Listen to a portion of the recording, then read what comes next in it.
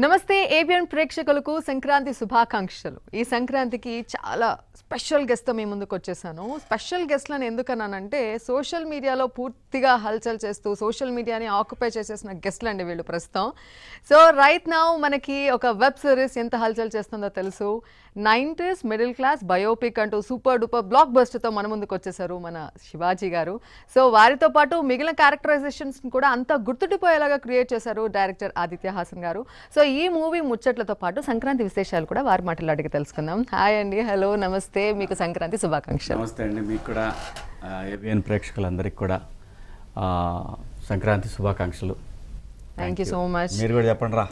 Happy Sankranti మీకు and ABN ప్రేక్షకులకి. Happy Sankranti. Chandrasekhar గారు మిమ్మల్ని ఇంకా ఫాలో అవుతున్నారు దివ్య అండ్ రఘు. అవ్వాలి, లేకపోతే కొట్టేస్తా. బెల్ట్ ఇలా రెడీగా, లెదర్ బెల్ట్. సూపర్.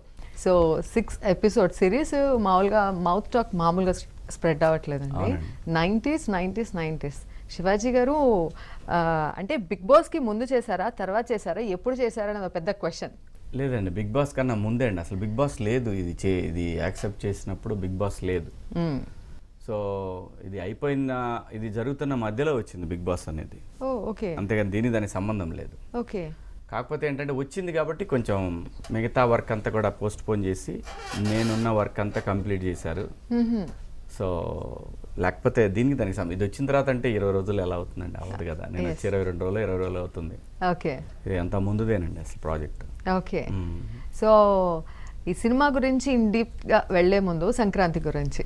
సంక్రాంతి అంటే మన తెలుగు వాళ్ళకి చాలా పెద్ద పండుగ.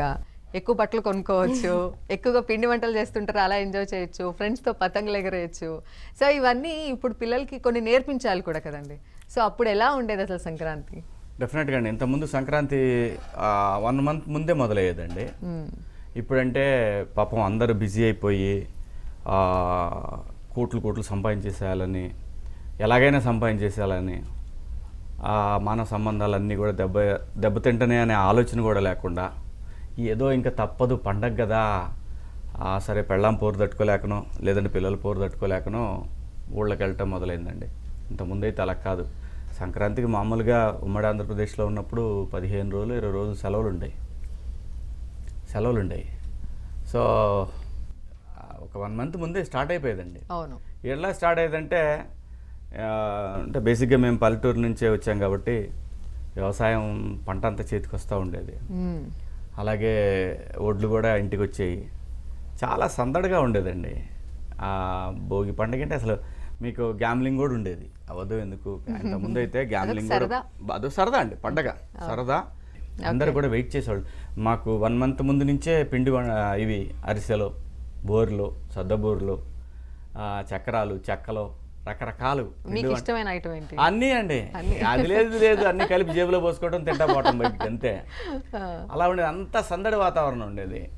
సో వాళ్ళు అది మిస్ అయిపోతా ఉన్నారు, తెలుసుకోవట్లేదు. ఎందుకంటే డబ్బు సంపాదనలో పడి మనిషి తన నిజమైన సంతోషం ఎక్కడుందనేది మిస్ అయిపోతూ ఉన్నాడు. సో అది బాధేస్తూ ఉంటుంది. అది పక్కన పెట్టేస్తే ఖచ్చితంగా సంక్రాంతి పండుగ అనేది తెలుగువారందరికీ కూడా ఒక గొప్ప అనుభూతి అండి. అది నిజమైన ఆనందం మాత్రం ఆ పండగ వాతావరణం 90sలో ఉండేది. 2000 ఎప్పుడైతే గ్లోబలైజేషన్ మరీ టూ మచ్ అయిపోయిందో ఇంకా అక్కడి నుంచి కూడా మనకి మర్చిపోయా, ఆ సిటీస్లో సంక్రాంతి పండగ కన్నా కూడా హ్యాలోవిన్ నిజంగా కూడా హ్యాలోవిన్ కూడా లైక్ సంక్రాంతి లాంటిది అక్కడ. సో వేరే కల్చర్ రావటం వీ హ్యావ్ టు యాక్సెప్ట్, ఆహ్వానించాలి. ప్రపంచంలో ఉన్న ప్రతి కల్చర్ని మనం ఆహ్వానించాలి. కానీ మన సంక్రాంతికి ఉన్నటువంటి ఆ విశిష్టతని మర్చిపోయి హ్యాలోవిన్ మీద ఇంట్రెస్ట్ ఎక్కువైపోయింది. ముఖ్యంగా మళ్ళీ ఇంటర్నేషనల్ స్కూల్స్, ఈ స్కూల్స్ అన్నింటిలో కూడా ఆ వెస్ట్ కల్చర్ని మనం ఎక్కువగా తీసుకోవటం, హ్యాలోవిన్ని దాన్ని యాక్సెప్ట్ చేసి వీళ్ళు కూడా హ్యాలోవిన్ తర్వాత వచ్చే బ్లాక్ ఫ్రైడేకి మళ్ళీ అదేమంటారు, ఆ దరిద్రమైన గెటప్లు వేసి శవాలు,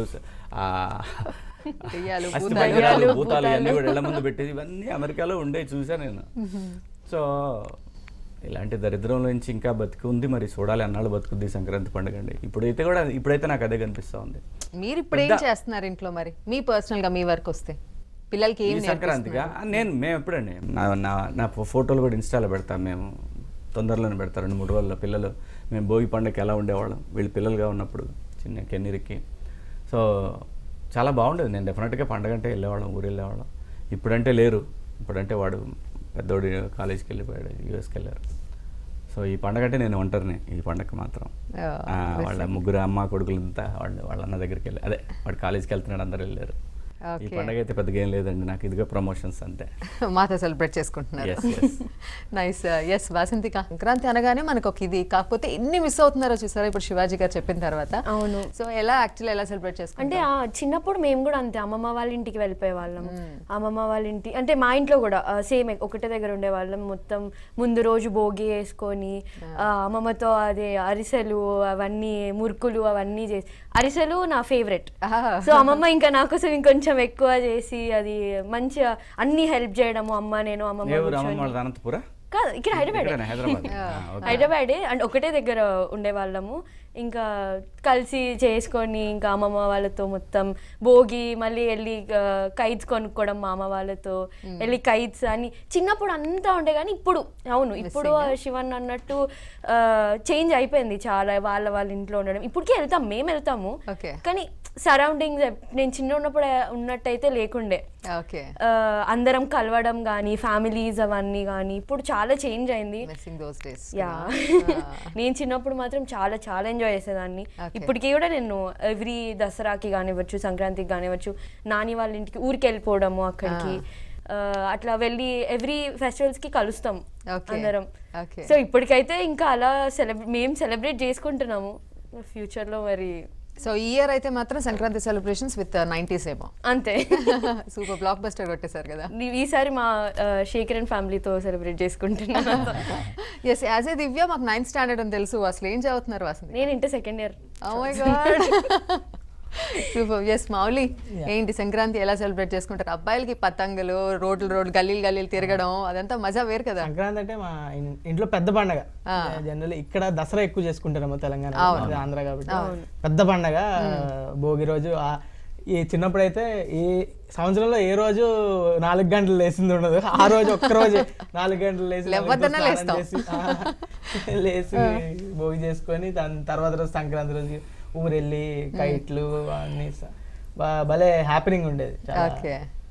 యా, నిజంగా అవన్నీ మిస్ అవుతున్నాం కదా. Okay, so coming to 90s, Shivaji గారు సినిమాలో ఎంత స్ట్రిక్ట్గా ఉన్నారు అంటే, మామూలుగా ఆయన చాలా లవబుల్, చాలా ఎమోషనల్. కోపం వచ్చి తేడా వచ్చింది అంటే సీఎం అయినా పిఎం అని ఎవరినైనా సరే ఉతికి పారేస్తారు కదా. సినిమాలో కూడా అదే షూటింగ్ అప్పుడు కానీ ఏమైనా మెమరీస్ ఉన్నాయా? భయపడ్డాం.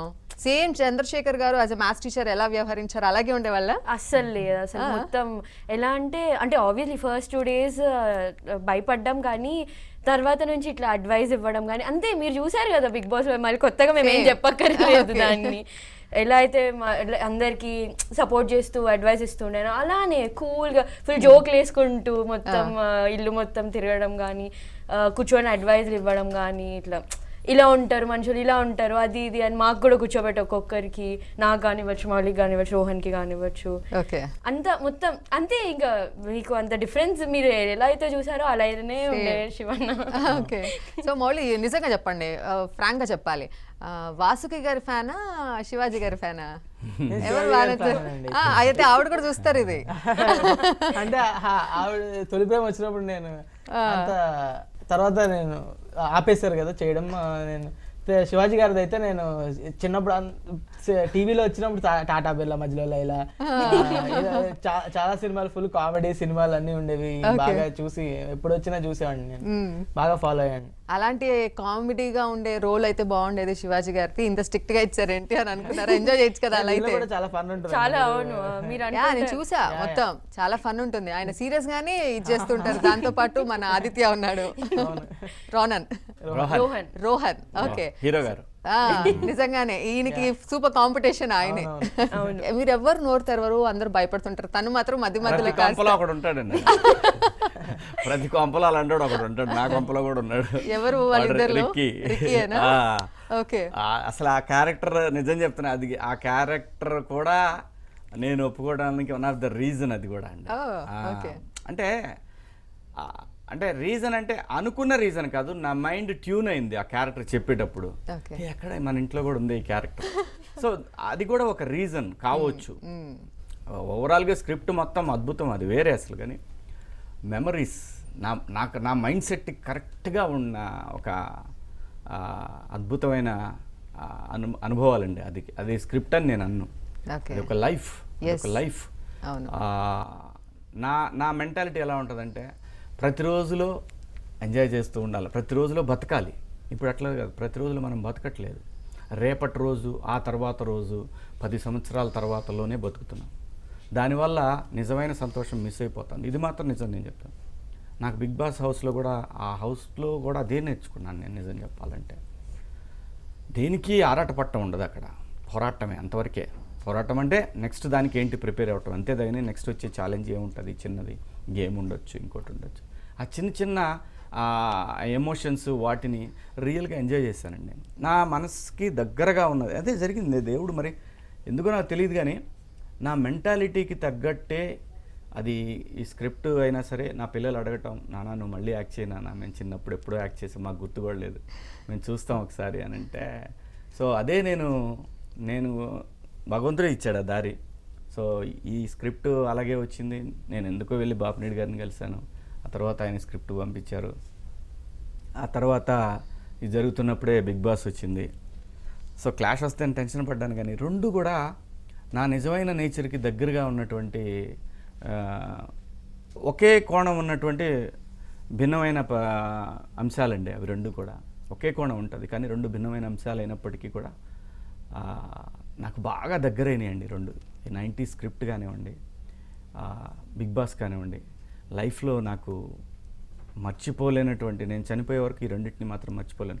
సరే ఇప్పుడు ఇది బాగా ఆడిందనే మాటలు ఇవన్నీ నాకు చేత కాదు. అలాగా నేను చేత కాదు. నేను అలా వచ్చి టీవీల ముందు నేను ఆ భజన చేయలేను. నా నేచర్ మీ అందరికీ తెలుసు. నేను అలా కాదు. నాకు ఎంతో గుండెకి హత్తుకున్న ఈ రెండు కూడా. నేను బతుకున్నంతకాలం బిగ్ బాస్ని సపోర్ట్ చేస్తూనే ఉంటానండి.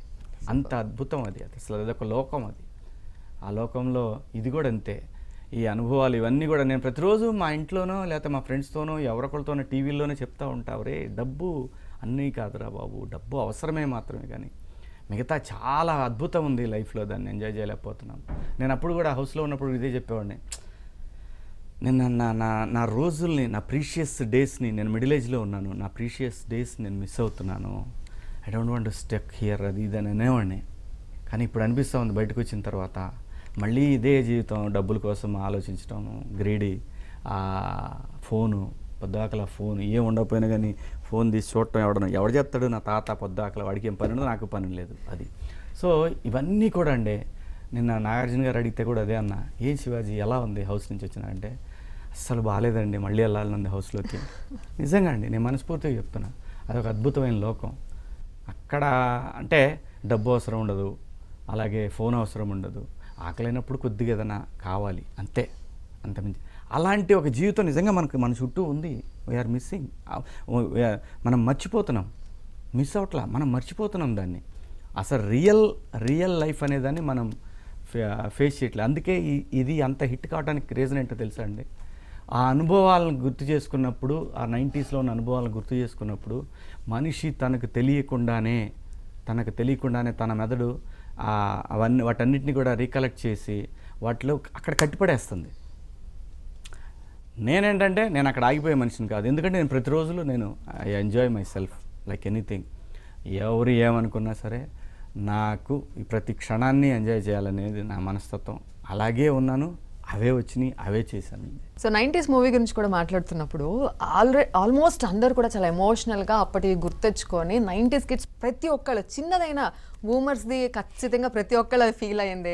ప్రతి నాన్న కూడా పచారీ కొట్టి పంపించినప్పుడు అంతవరకే అన్నప్పుడు వెనక్కి వచ్చిన రోజులు ఉన్నాయి. లేకపోతే టీవీ బిల్ కట్టడం, నెక్స్ట్ మంత్ పెట్టించుకుందాం అనుకోవడం, పైన కనెక్షన్ని జాయిన్ చేసుకోవడం, ప్రతిదీ గుర్తు చేశారు. ఇట్స్ లైఫ్ అనిపించింది. సో అదే నేను అంటున్నాను, మీరు అందరూ అదే మిస్ అవుతున్నారు. అది మిస్ అవుతున్నారు కాబట్టి ఒక్కసారి మనం మిస్ అయింది ఒక్కసారి కనిపిస్తే ఆ ఎమోషన్ టీవీకి అతుక్కుపోయింది మీది. మీరందరూ దానికి అతుక్కుపోతున్నారు అంతే. మనోడు ఒక కథ రాయలేదు, నిజ జీవితాన్ని చూపించాడు. ఆ నిజ జీవితంలో గతాన్ని చూపించాడు. ఒకసారి గతాన్ని చూపించేసరికి ఏమైంది? కథగా చెప్పాలంటే ఏం చెప్తారు మీరు? చంద్రశేఖర్ ఫ్యామిలీ కదా, అంతే. కానీ ఆ చూపించింది ఆ రాసిందంతా కూడా మీ నిజమైన అనుభవాలు అవన్నీ. మనందరి జీవితాలు ఆ 90s ముందు పుట్టినోళ్ళైనా, ఇప్పుడు సపోజ్ నాకు 90sలో పిల్లలు ఉంటే ఇదే పరిస్థితి, నేను 90sలో ఒకళ్ళకి ఒక బాబుగా ఉన్నానంటే నా పరిస్థితి అదే.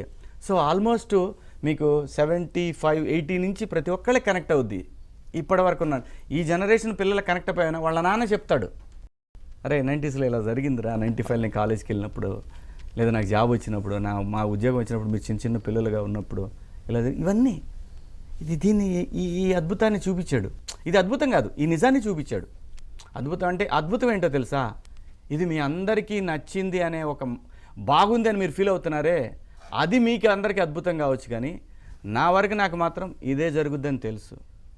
మీరు ఏదైతే గతాన్ని మర్చిపోయి ఒక మెకానికల్ లైఫ్ లీడ్ చేస్తున్నారో మీ అందరికీ గుచ్చుకుంటుందని నాకు తెలుసు. ఎస్, మరి మీకు నరేట్ చేసినప్పుడు ఆదిత్య హాసన్ గారు యాజ్ అ డైరెక్టర్ అసలు ఇంకా చెప్పాల్సిన అవసరం లేదు.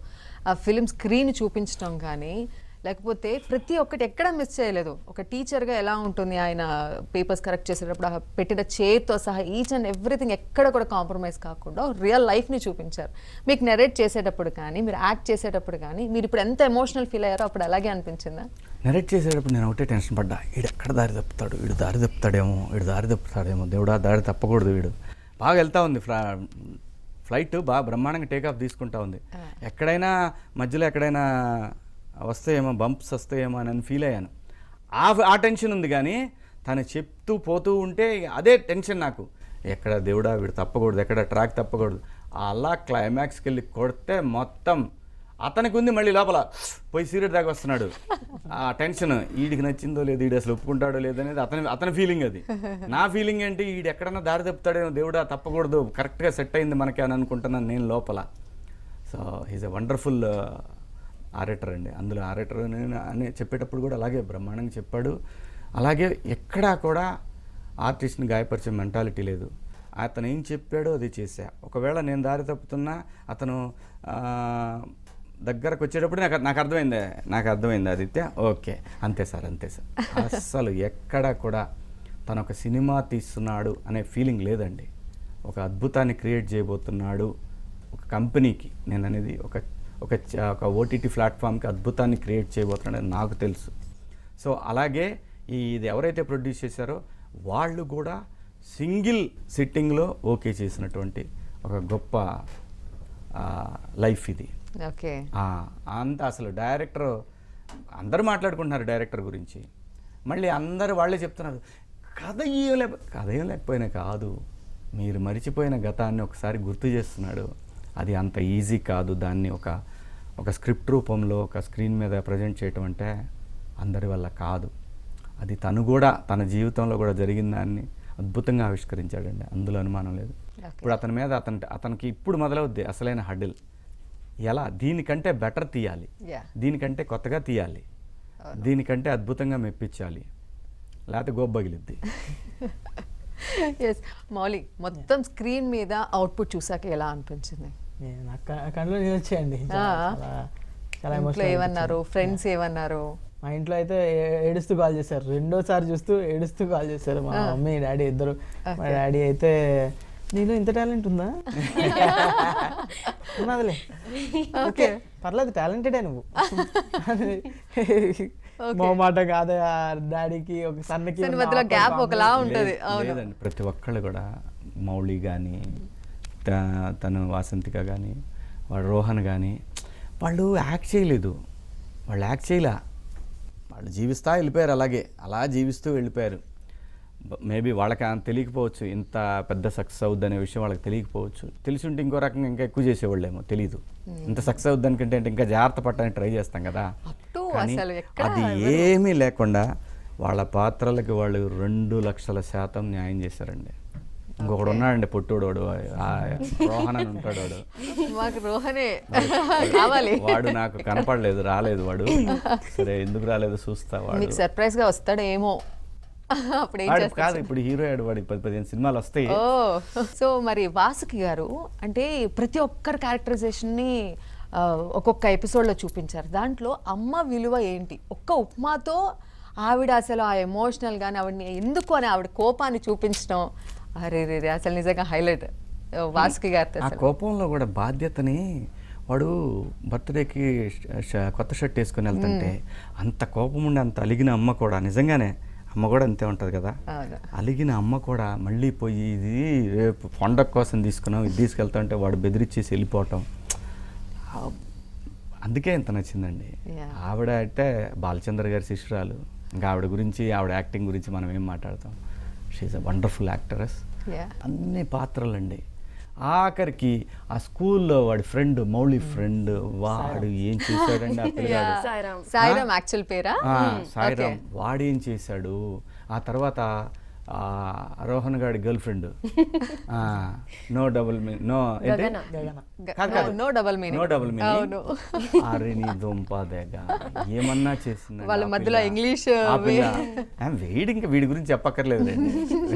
వేడు సేమ్ నాకు మా రిక్కిగా అట్లా కనపడ్డాడు అంతే ఆ క్యారెక్టర్లో. సో యాక్టింగ్ పరంగా వీళ్ళిద్దరికి ఎన్ని మార్కులు వేస్తారు చెప్పండి? వీళ్ళిద్దరికా రోహన్ మిమ్మల్ని దాటేస్తాడు, ఇందులో మాత్రం దాటేస్తాడు. అది ఎప్పుడో. అలా ఏం లేదండి, అలా ఏం లేదండి. వాళ్ళ పాత్రలు తగ్గట్టు అందరూ 100 మార్క్స్ తెచ్చుకున్నారు, అందులో అనుమానం లేదు. రోహన్ ఏంటంటే పేపర్ చూడగానే 100 ఇవ్వచ్చు అని కొట్టేసినట్టు వెళ్ళిపోయాం అంతేగాని ఓకే 100 7 అన్నాను. కానీ వీళ్ళది కూడా వీళ్ళ పేపర్ ఎక్కడ దొరుకుతారేమో అని చెప్పి పేపర్ చెక్ చేస్తాం కొన్నిసార్లు. టీచరు ఎక్కడ దొరుకుతారేమో, ఎక్కడ దొరకట్లా. వీళ్ళు 10కి 10 అవుట్ ఆఫ్ 10 కొడతా వెళ్తున్నా 100 వేయాల్సి వస్తుంది అంతే. ఆబ్వియస్లీ ప్రతి క్యారెక్టర్ అండి. అలాగే టీచర్స్ అండి, రసమయ్య బాలకృష్ణన్ ఎమ్మెల్యే ఉన్నాడు. అవునండి. అతను ఫోన్ చేశాడు నిన్న నాకు, అన్నా నేను టీచర్ నేనే, ఏమన్నా తీసిరన్నా మా టీచర్లని ఎట్లా చూపించిరన్నా, దండమే నీకు దండమే అని చెప్పి ఒకసారి కలుద్దామన్నా. అయ్యో తప్పకుండా మీ ఆఫీస్కి నేనే వస్తాను, మీరేం కలవాలి. వచ్చిన టీచర్ని ఎంత రెస్పెక్ట్గా, బయట పేరెంట్ అయినప్పుడు టీచరు బయట టీచర్ అయినప్పుడు కూడా స్కూల్కి వచ్చినప్పుడు ఆ రెస్పెక్ట్ కానీ అది క్యారెక్టర్ అండి. చంద్రశేఖర్ క్యారెక్టర్ అండి అది. కరోనాలో మల్లిక్ అని ఒక ఆయన మీకు గుర్తుంటే, మల్లిక్ అని తను మెడిసిన్ తను మీరు వాడే ఆ మందులు కాకుండా మీరు కొన్ని మందులు ఒక టీముని పెట్టి తయారు చేశాడు. చాలామంది వేల మందికి హెల్ప్ చేశాడు. అతను పెట్టి ఏమండి నవ్వి చచ్చిపోతే ఎవరు సార్ బాధ్యత దీనికని పెట్టాడు మెసేజ్. ఒక ప్లాట్ఫామ్ ఉంది అనేది ఒకటి క్లారిటీ వచ్చిందండి జనానికి. ఓహో ఇంకొక ప్లాట్ఫామ్ తెలుగు వాళ్ళది ఉందా, ఓకే ఆహాతో పాటు తెలుగు వాళ్ళ ప్లాట్ఫామ్ ఒకటి ఉందా అని మెసేజ్ అండి అతనే. అంటే ఇలా రకరకాల మెసేజ్లు నన్ను టీచర్స్ గ్రూప్లో యాడ్ చేసుకుంటున్నారు. ఓకే. మరి నేను చంద్రశేఖర్ గారు ఆయన మా టీచర్. అసలు ఎంత గౌరవం పెరిగిందంటే అండి, టు బి ఫ్రాంక్గా బిగ్ బాస్లో ఎంతైతే పాజిటివిటీ వచ్చిందో, బిగ్ బాస్ నుంచి వచ్చిన తర్వాత ఆ కంటిన్యూషను అంతే. అంతేనండి. నేను ఏదైతే ఇన్ని సంవత్సరాలుగా నేను భగవంతుడా నాకంటూ ఒకరోజు ఎందుకు ఇవ్వలేదు నువ్వు, నాకున్నది అందరికీ నా చుట్టూ అందరికీ పంచుతానే ఉన్నాను నేను. నాకు వచ్చిన సంతోషం కానీ నాకు వచ్చిన సంపాదన కానీ నేను ఎట్లయితే సంపాదించి నాతో పాటు ఎదిగేవాళ్ళను ఎందుకనే ఒక వెల్త్ ఉండేదండి ఎప్పుడు, నిజంగా ఉండేది. సో ఆ దానికే ఈ 90s కానివ్వండి, బిగ్ బాస్ కానివ్వండి, ఒక లీడర్షిప్ క్వాలిటీ రావాలంటే స్కూల్ నుంచి రావాలండి. ఇక్కడ స్కూల్స్లో ఎలక్షన్స్ లేవు, కాలేజెస్లో ఎలక్షన్స్ రద్దు చేశారు. ఒక మంచి నాయకత్వం, టీచర్ల దగ్గర శిక్షణ పొందినటువంటి ఒక నాయకత్వం బయట సమాజంలోకి వచ్చి సమాజానికి నాయకత్వం వహించే మనుషులు ఎప్పుడు వస్తారండి? అంతా రియల్ ఎస్టేట్ వాళ్ళు, ఏలుముద్రగాళ్ళు, నేరస్తులు, వీళ్ళు ఇవాళ రాజకీయ నాయకులు. మనకి వీటన్నిటిని గుర్తు చేస్తుంది ఇది. అందుకని మేము ఇంత ఎంజాయ్ చేస్తున్నాం. ఒక్కసారి కాదు, అందరూ సంక్రాంతికి ఆన్ థియేటర్స్ పెద్ద స్క్రీన్ మీద ఫ్యామిలీ మొత్తం తీసుకెళ్ళి, అది అమ్మమ్మ నానమ్మ ఎవరైనా కావచ్చు కదా, అందరం కలిసి చూస్తే అన్ని ఎంజాయ్ చేస్తూ అప్పటికి గుర్తు తెచ్చుకుంటుంటే అసలైన పండగ అదే కదా. సో అందరు దానికోసం ఈగర్గా వెయిట్ చేస్తాం. లేదు వేస్తారండి. నేను అనుకుంటున్నాను ఇంత రెస్పాన్స్ వచ్చిన తర్వాత ఈనాడు అంటే పెద్ద కార్పొరేట్ కంపెనీ, వాళ్ళు ఎందుకు వదులుకుంటారు ఈ అవకాశం? వదులుకోరు డెఫినెట్గా దీన్ని. ఎందుకంటే మన ఏఎంబీలో వేశారు కదా, ఆ రెస్పాన్స్ అంతా చూశారు వాళ్ళు, షూట్ చేసి మా వాళ్ళు లక్కీగా మా సోషల్ మీడియా వాళ్ళు కూడా చూసేసి మొత్తం వాళ్ళకి కూడా పంపించారు విజువల్స్. సో తెలిసిపోద్ది కదా ఈ రేంజ్లో వాళ్ళు రెస్పాండ్ అవుతున్నారు. ఓకే. సో వాళ్ళు వదులుకోరు. నేను అనుకుంటున్నాను పండగలిన తర్వాత, ఎందుకంటే ఇప్పుడు ఉన్న పండగలకి థియేటర్ లాగా చచ్చిపోతున్నారు. మళ్ళీ మనం ఏమండి మేము కూడా ఉన్నామండి అంటే రై పక్కెళ్ళని కొడతారు, పక్క పోయి ఆడుకో అంటారు, ఎందుకు కూడా. సో పండగలిన తర్వాత డెఫినెట్గా టీవీలు థియేటర్ కూడా రావచ్చేమో, మా డైరెక్టర్ గారు అదృష్టం అది. Super super. ఇంకా చాలా మాట్లాడుకోవాలని ఉందండి. సీజన్ 1 తర్వాత సీజన్ 2 ఎప్పుడైనా ఈగర్గా వెయిట్ చేస్తున్నాను. ఆ విశేషాలు తెలుసుకోవడానికి నెక్స్ట్ ఎపిసోడ్లో మళ్ళీ కలుస్తాను. Vasanthika and Mouli, thank you so much. ఇది ఇవాళ స్పెషల్ ప్రోగ్రామ్. చూస్తూనే ఉండండి ABN ఆంధ్రజ్యోతి.